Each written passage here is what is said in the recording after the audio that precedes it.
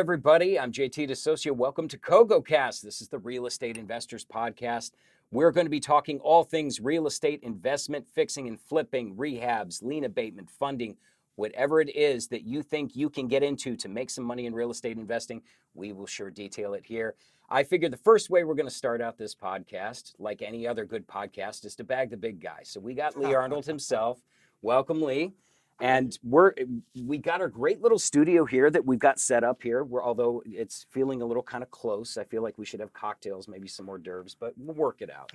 Anyway, welcome, Lee. Thank you. We're here to discuss a few things, and hopefully you guys will actually join in the discussion and follow along on some of these podcast episodes. Lee will be here for at least the first three to detail what it is, who we are, what we do, and anything that gives you enough information to dive into some of the programs and systems that we offer here at the Lee Arnold System of Real Estate Investing and Funding through Cogo Capital.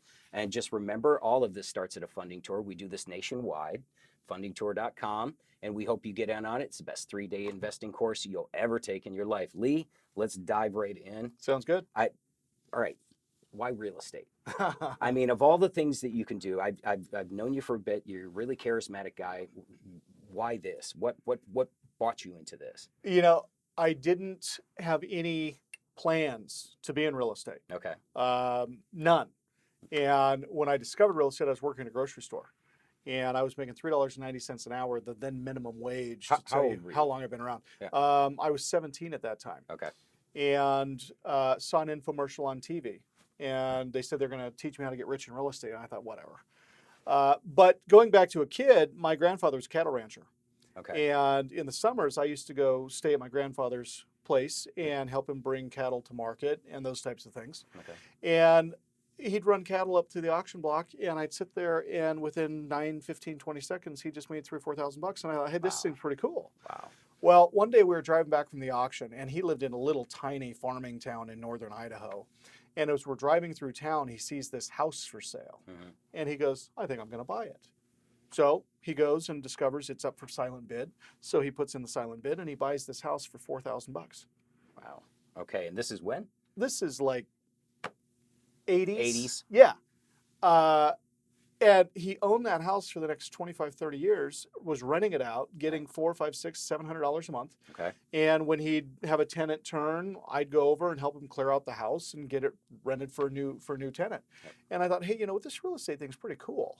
So when I'm working at the grocery store, going to community college, trying to figure out what I'm going to do, right, and quite honestly hating community college, I just didn't see how this guy telling me about sociology and psychology was going to make me rich. So when I saw the infomercial, I thought, you know what, I think that's the thing. And I went to that first 2-hour, they call it a preview seminar. Okay. I went to that first 2-hour preview seminar, and I was hooked. I was like, this is it. This is the thing. I didn't know what that looked like. Right. I didn't know that it was going to turn into this multi-million-dollar organization that's lending millions of dollars nationwide every single month. But you thought you were going to make some fast money, flipping some homes, learning real estate, not necessarily becoming like a real estate agent or anything like that. Like everybody else kind of takes the test and sells homes for some company.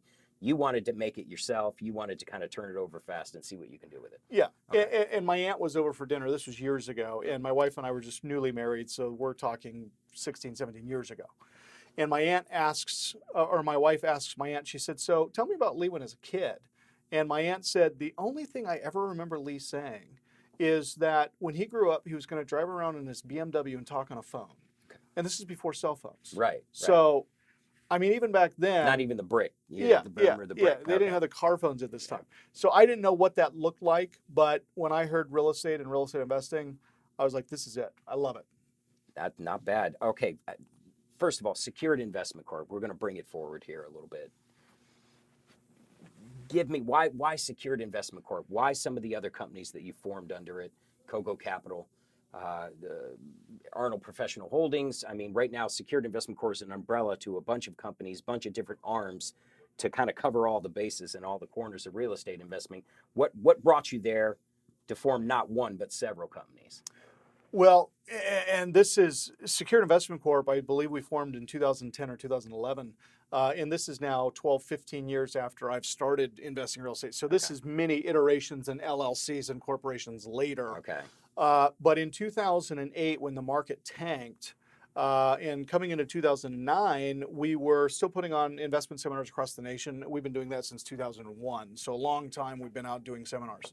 In 2009, we had audiences coming to us, and there was really only two types of individuals attending our seminars in 2009 and 10. Okay. The people that got killed in the market, flat broke, were finding all these incredible deals and had no money.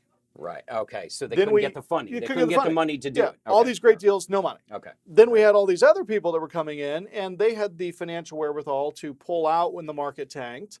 So now they're sitting on all this liquidity, this cash, Right. and they don't know what to do with it. So they're coming to me and going, Lee, I got all this money. I got a couple $100,000 sitting in my IRA. What should I do with it? Their investments were Yeah. were drawing a slow return in Yeah. the banks and whatnot. So it's like, well, why don't you people who need money talk to the people who have money? So we started at that point what was called Private Money Bank, which became Private Money Exchange. Got it. And that was an iteration of the now entity where we were just kind of placing investors with borrowers and facilitating the documentation. But as the market started to heat up, 11, 12, 13, and things were moving more quickly, Right. the market was no longer waiting or allowing that 2 to 3 or 4 week gap from the time the investment was identified to the time funding was needed. So we had to speed that up. So the banks weren't exactly like freely lending after this. Everybody was No. super cautious. They were kind of like, what do we do if this happens again? Or banks were just lending with reckless abandon at the same time, and people couldn't pay it off. Correct? In 2009, 10, 11, 12, banks had literally become non-existent. Hence our tagline, when banks say no, call Cogo, Right. because in those years, all banks were saying no. Okay. And it's not necessarily because they wanted to, it's because they didn't have any money. Right. They'd been cut off by the feds for all of their defaulted assets, which is why they were selling them peanuts so they could get liquidity again and get bank money and go out and do new loans. But that clearinghouse process took a good 3, 4, 5, 6 years. So in that meantime was the heyday. So when we discovered we need to speed this process up, we said, you know what, we're going to start a private equity fund. Well, to start a private equity fund, you need a bigger presence. Okay. So it was at that time, this is 2012 now, where we created Secured Investment Corp as the parent company, and we took all of these other subsidiary brands that we'd created over the years, and we kind of stuck them up under this umbrella corporation, Okay. so that we'd have stronger financials when we were going to Wall Street. And I was meeting with Fortress and Colony Capital, and some of the biggest hedge funds in the world. Some of the big ones. I was traveling out there, and I needed to have a significant and substantial enough portfolio to raise the funds that we needed to start lending. And you wanted to basically cover all the bases, so they didn't go elsewhere to have servicing done, to have anything else happen. You wanted to be able to provide the funding, provide the education, help them along with their deals. Well, and I wish that 5, 6, 7 years ago when we were doing that I would have had the foresight to see where we are currently, because all of the other divisions underneath Secured Investment Corp it came into existence as a result of people along the pathway not producing to our expectations and our clients' expectations. So even the servicing, I mean, we started this business servicing with one of the largest servicers in the world. Right. And they were really good Right. until the borrower stopped paying. Right. And then they were really bad in foreclosure mitigation management, REO management, asset liquidation. Chasing down the money. And that doesn't work for our clients. So to me, it was about creating entities that were going to get our clients the best results. Let's talk about your first deal. Okay. So your first deal, how did it come together? Well, again, as I mentioned in our first segment, my introduction to real estate was an infomercial. And come to a hotel and sit through this 2-hour preview. Right. And then, I'm sure a lot of our audience watching has been to these events that we do at hotels, Right. where you got to race to the back table and give them all your money. Well, I did that. Right. And I was fortunate that at that time I was young enough and dumb enough, or I should say young enough and isolated enough that the negativity hadn't fed my brain to the point where that stuff never works. Yeah, it didn't get in there to start making Right. you question what Right. you were doing, So, especially with the money. I'm young, I'm listening to this. I grew up on a farm, I'm a farm kid. So, if somebody says it, it is. So they said, go to the back table, give us all your money, and we'll Right. teach you how to be successful. So I did. Now, even at that time, I didn't have any money. So I literally wrote a rubber check to pay for that next 3-day training. And then I had to go refinance my truck to cover the check to keep it wow. from bouncing. So I've now leveraged everything I've got. You were that convinced Yeah, that and this was the ticket. this is it. Okay. And keep in mind, I'm making $3.90 an hour at the grocery store. I just maxed out the only asset I had. My credit cards are maxed. I was in bad shape financially. And I think it's really important for people to understand that, because oftentimes, I've been doing this now over 20 years. So people look at where I am now and think, okay, well, you must have had like a silver spoon or Right. some foundation. Mommy and daddy gave you the money. No, You mommy and know, daddy didn't give me any of this. All right. Gave me a great life and a great childhood, but none of them are in real estate. So as I'm sitting in this seminar, I leverage everything. I go to that 3-day event, and they teach me a basic foundational principle, which is, if you're going to get a good deal in real estate, you got to find a motivated seller. Period. End of statement. If the seller's not motivated, you're paying retail. No question. Doesn't matter if it's commercial, retail, land, storage facilities. If The they're not desperation's kind motivated, of pulled out of it. if they're not somehow. motivated, you're paying full price. Okay. So you got to find motivation. So who's motivated? Well, out-of-state free and clear homeowners that have rentals and they live thousands of miles away. Right. Somebody that just inherited a house because mom and dad died and they're not in real estate, so now they got this issue. People who lost their job, can't make their payments, now they're in foreclosure. All of these people are motivated for various reasons. So one of the things I was taught in the class is to just start calling through the for sale section of the newspaper. By the way, the newspaper, for those of you that don't know, is this big, long thing with a lot of print on it. We used to get these years and years ago. I have no clue. I know you're a social media guy. So I was literally dialing out of the newspaper. There was no Craigslist. There was no internet. And I'm just calling for sale by owners. Went to the real estate ads. And I got a hold of a guy who was representing an estate. He was the beneficiary of an estate, right? And he had a house he needed to sell. And I said, well, what do you need for it? He didn't want to fix it up. He didn't want to take it over. He didn't want to rent it, fix toilets, change blinds, do any of that stuff. Okay. Yeah, and it was just somebody he happened to know that out of the blue made him the beneficiary of the estate. So she passes away. Now he's got to liquidate all this stuff. So he's motivated. He doesn't want to deal with it. Right. That was also the first hoarder house that I ever dealt with. So my first deal was a hoarder house. But I went out and looked at it, and it was exactly what I was told I should be looking for. It was full of garbage. It stunk. It was nasty. So somebody said to look for the problem property, not for the ones that lifestyles of the rich and famous, or is that even a thing anymore? The bigger the nasty, the better the deal. Right. And this was nasty. But again, I'm young. I'm 18, and I got time, right? So I'm going to go out and I'm going to trash this place out. But what I didn't have is I didn't have any money. Again, I maxed out everything I had going to that first class. Right. So I wrote an offer, not having a clue what I was doing. Wrote a rubber check for their earnest money because I didn't have any money. It's a lot of rubber. And I told the seller, I said, look, give me a couple of days. I'll go find the money. Right. And that next day, I went to the grocery store and I met with my manager. His name was Ken. And I said, Ken, I got this really great deal in real estate. Do you want to lend me money? He goes, what are you, nuts? You go broke doing that. Right. No, stay here, get your degree, stay at the grocery store, and in 10 years, we'll make you assistant manager. And I'm thinking, 10 years. What, so I can make 40 grand a year? Right. Not that there's anything wrong with 40 grand a year, but I wanted more, right? So I continued this process around all of the perimeter departments. So I went to the bakery manager, the deli manager. You went to all the guys that are actually making a little money. And finally, I get to the other side of the grocery store, which is the pharmacy. And I had been chatting with the pharmacist there. We'd become friends. We were hanging out. Now, even though he was 10 years my senior, he had an interest in real estate. So I went to him and I said, hey, Brent, I got this great deal. I need the money. Will you lend it to me? He said, no, but I'll partner with you on the deal. I said, cool. So Brent put up the money. He went and got a bank loan. Right. He signed on it. I didn't have to sign on anything. And then we used his credit cards to do all the rehab. But he already had kind of an interest, you said, right? He had an interest, but he had never done a deal before. But he'd never done it. Yeah. So this was his way to maybe dip his toes in the water. And, Okay. So I learned two things from this first deal. The first thing is you should never worry about where you're going to get the money.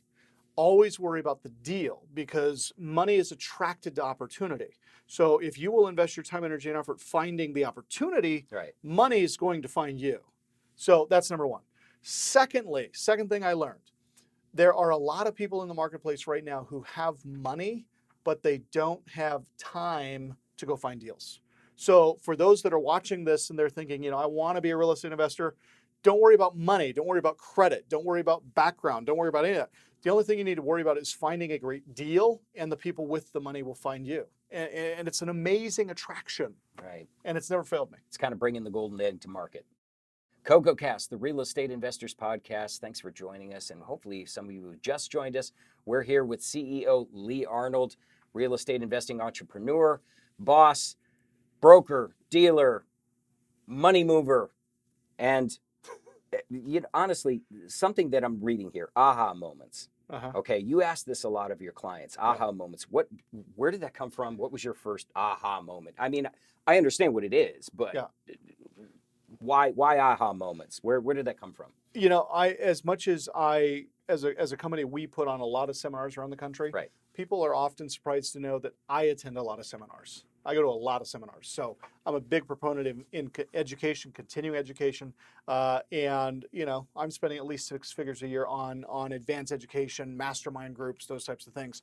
And a group that I went to 12, 13 years ago, at the beginning of each new session, they would ask, okay, write down your aha moments. And what it did is it caused me to compartmentalize the last 2-hour session into what was the takeaway. Right. And after a 3-day seminar, I could come home and I'd have like 12 takeaways. Okay. So instead of 90 pages of notes, I had 12 takeaways. So it's and it allowed me analysis to, paralysis. You got to shrink it down into those nuggets that you could pull away. Yeah, and we know that people that come to our events, they're going to retain about 10% of what they hear. Right. So we want to make sure that we get those aha moments out while they're fresh, so that when they get back to their home office, they can begin to implement, because implementation is everything. How often do you actually ask them during the course of like one of your programs? We usually do it every morning. In the morning session, we'll start with, what were your aha moments from yesterday? I want top 3. Right. And then at the end of a 3-day seminar, they got 9. Because I think so many people that take these seminars or any kind of education to get into entrepreneurship or just a new trade will sit there and they'll get thrown a book or several books, and they take away little to nothing of it, and they do nothing with it. Right. So this is a way to refresh them. Right. To like, hey, give me the thing that you can sit there and remember and enact. Correct? Yeah. Okay. And you need to isolate what are the top 3 things that are going to make me the most money or create the greatest leverage point to my business in the shortest period of time. Okay. So is that the implementation? For a lot of our clients, it's the hiring of an assistant. Right. That one hire can give you a 3-to-1 leverage of time. So that should be like the implementation. That's the next thing. Okay. But aha moments, as I was sitting in a seminar, the question was asked, Lee, of all that you do, what is the highest income or the highest return investment opportunity that you have? Right. And the answer to that question became private money brokering.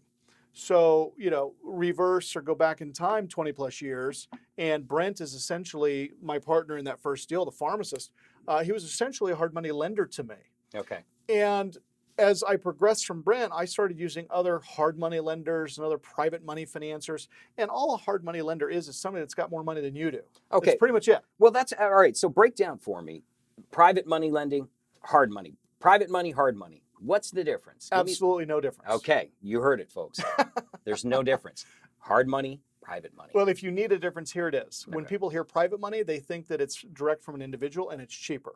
When people hear hard money, they think institutionalized, more expensive. Which is why we are Cogo Capital, the private money company. Private money company. Because we want people to think of it as soft money, cheap money, easy money, quick money. The starburst of money instead of the everlasting gobstopper crunchy candy of money, something like that. Yeah, I have no idea. I just tripped Lee out. That's okay. We do that here.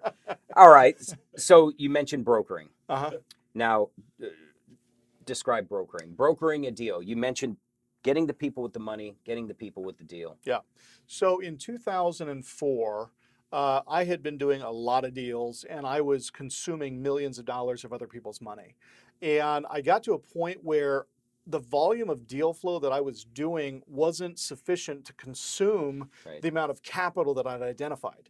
And I thought to myself, why am I doing millions of dollars in transactions with essentially $5-10 million sitting on the shelf over here and nothing to do with it? Right. So not even having a clue what I was doing, I ran my first Craigslist ad. And Craigslist is really new now in 2004. And I ran the ad, and the ad was pretty easy. Private money available for good real estate assets. That was it. And I'll never forget this. I got a call from a woman named Carol, Mhm. and Carol owned a 46-unit apartment building in Salt Lake City, Utah, and her boiler had gone out. And this is like in November, in the middle of 46 winter. units. 46 units. One boiler, One gone. boiler, gone. All right. So her tenants are threatening, they're going to all move out. They're not paying the rent. And Carol's freaking because hot if her water. tenants don't pay the rent, Right. she can't pay the mortgage, and foreclosure ensues. Carol's got a first mortgage, a second mortgage, a third mortgage. Oh, Lord. No bank on the planet is going to lend her 25 grand to do this deal. Right, to fix this up. So I get on the phone with Carol. I look at her assets. I look at what she's got. I discover that she's got a free and clear lot. Okay. So I put the deal together. I write what's called an LOI, or a letter of intent. She signs it. So now I've got a loan, and I go to my hard money lender and I say, hey, I got a deal here. She needs 25 grand. You keep the interest rate. Pay me the points. I made 5 points. So everybody wins. Everybody wins. She Everybody gets the wins. money. He gets return on his money. 'Cause a lot and of I get people paid think- origination. A lot of people think that when you do this type of thing, it's like somebody wins, somebody loses. No. But that's not necessarily true. No. Okay. All right. Everyone wins, because the reason people borrow private money is because they need quick, fast money Right. to take advantage of big opportunity. And there's an adage in business: you can't steal in slow motion. Right. So when you find a really incredible deal, you got to move. Right. So you don't have time to go down to the bank and fill out all the forms and get an appraisal. You got to have good Credit credit, strong history. financials. Right, You got to right, pay. right. And even though you can get a loan for 4, 5, 6% interest, where a private money lender might charge you 12, 13, 14. If the difference between getting the deal and making 50 grand and not getting the deal and losing 50 grand is Right. 4 or 5 basis points, you're borrowing the money. Yeah.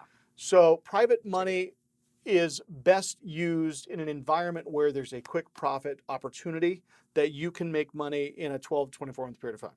Usually from the acquisition of the asset, forcing the appreciation through renovation, repair, and then making it worth more.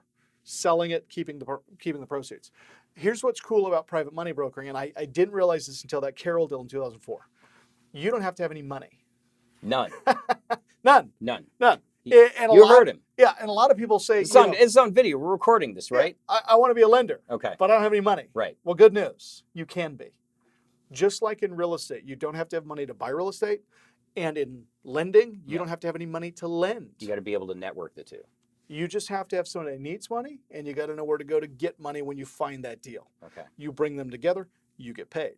So as I discovered this in 2004, we began to develop it to the point where by 2010 and 11, we were ready to kind of roll this out. Right. And we started with an affiliate program where people could literally just send us leads, and we would work those leads. And when we closed the deal, we'd send them a check. Leads meaning people that were either People needed to looking borrow for the money. deal or looking for the money. Yeah. Okay. Yeah. Okay. But our affiliates were like, hey, this is fantastic. We want to do more. We want to make more. How can we do more and make more? And the reality is, do more. Right. So if you want to make more than just your quarter or your 25 bips for the deal, how about you take it, you get all the files, you get all the documentation, and you bring it to us in a beautifully packaged loan with a bow on top. We'll look at it, go, great, fund it, you get paid. Okay. And that's where our So broker now it's like certification somebody training will go out and search that out for you. As much as you needed to pin the money people with the real estate deal, somebody will actually take their own little cut if they go out and find it for you, bring it to you, nice, neat. You can review it. Yeah. Nice. Yeah, nice. because if a broker's not bringing me deals, then I got to pay people to sit here all day, every day, answering phones, looking for deals. Right. So if I have two choices, hire an army of people or grow an army of brokers, I'm doing brokers every time. Sure. Because brokers are motivated. They are 100% commission based, and they literally get to eat what they kill. So, a good broker easily making $250,000 a year. That is not a bad way. That is not a bad way. All right. So I know we're running low on time here. All right. Let's talk about your wife. Interesting segue. You know what? We're gonna go right into the eat and kill, right into marriage. Because this is just how we roll here. Do we Okay. need to talk about your relationship? No. Hey, listen. I'm a happily married man. I mean, But anyway, she's involved in the company. Yeah. And how did that come to be? And She's involved in well, let me say it this way. She is happily involved in the company today. In 2006, she came into the company kicking and screaming. My wife and I met in 2000. I was living in Florida, and I had gone to work for a real estate investment training company. And she was in Salt Lake City. And we were there doing a seminar. and her sister was affiliated with the company I was working for, and her sister introduced us. And at that time, she had her degree in finance and accounting. She was working for a startup firm, software company. And when we got married in 2002, the agreement was you go get rich in tech and I'll go get rich in real estate, and we'll come home at night and enjoy each other's company. Nice. But in 2006, she got pregnant with twins. So the plan was she was going to have our beautiful twins, a boy and girl. Right. And they were born December 20th, 2006. So she has the twins. The plan was she was going to be a stay-at-home mom.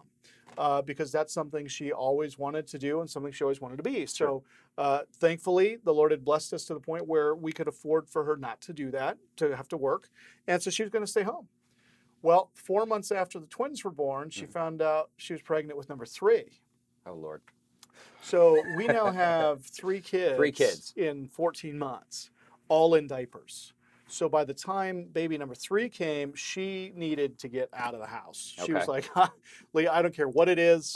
Find something for me to do at the office. And just, so that's what we did. So about 3 days a week for 4 hours at a time, we'd have a nanny come in and watch the kids, and she'd come in and she would work in our accounting department because she's got a degree in finance the numbers. and accounting. And the more she was there, the more we depended on her. And the more we realized we don't have a clue what we're doing when it comes to the finance and the accounting side. So she came on, and after our third was born, February 28th of 2008, Harrison, she then became full-time with the company. And what was nice is she was able to work from home and do a lot of those things.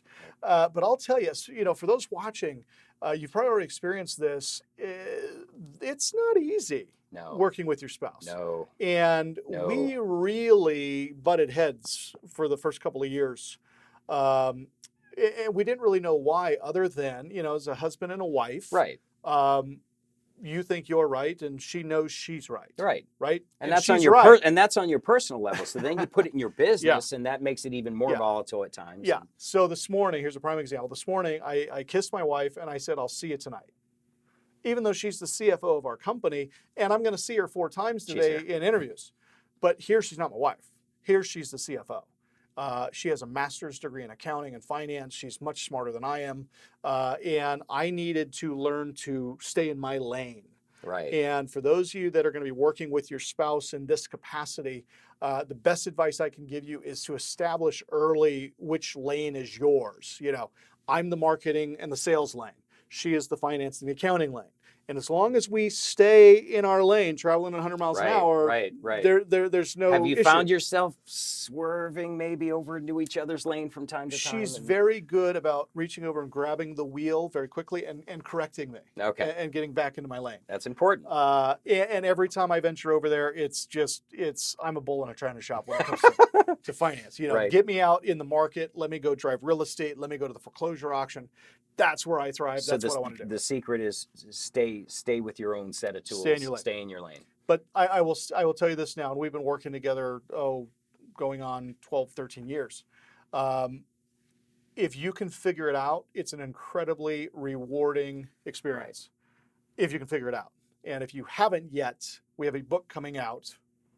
Spoiler alert. How to successfully work with your spouse. Now that's important. Yeah, so be watching for that. It is coming. You heard it here first, folks.